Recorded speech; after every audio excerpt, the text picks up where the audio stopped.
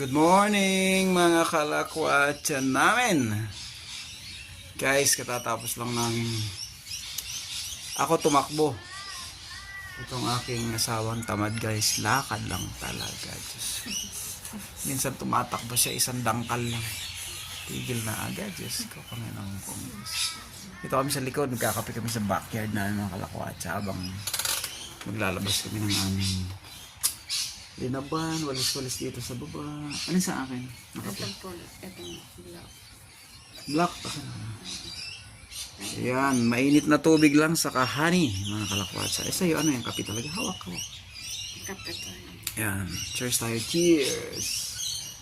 Sarap sa umaga magpapawis, mga kalakwatsa. Medyo mainit-init na nga lang eh. Dito ang klima, mga kalakwatsa, hindi mo maintindihan. Napakalamig!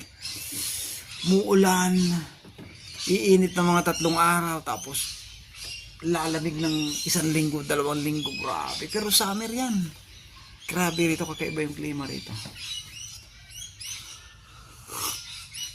Dahil Miyerkules ngayon, day off namin, lagi ko siya iniistorbo sa umaga.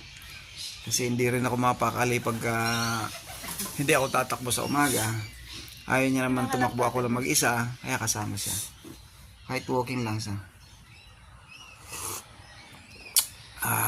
Ito lang ang pahinga namin, Miyerkules. Dati yung day off ko, Tuesday saka Wednesday. Pero ngayon, palibasa busy, walang Tuesday. Pinalitan ng linggo. Minsan wala ring linggo, kaya may pasok ko nung nakaraang linggo. May pasok pa ako ngayong linggo. Isang araw lang ang off ko nung nakaraan dahil busy, balik eskwela mga bata.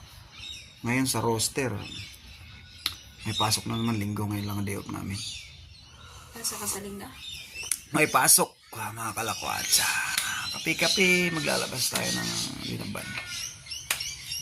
Kahapon na gabi nandyan yung yung musang dito sa sanga na to. Pagbukas ko ng mga 10 guys, yung musang dito sa itong sala namin dito, pagbukas ko ayaw ko anong ginawa ko, tinignan ko yata yung aming malunggay. Yung malunggay namin malaki na, nagulayan na kahapon na, nagsabaw sinama.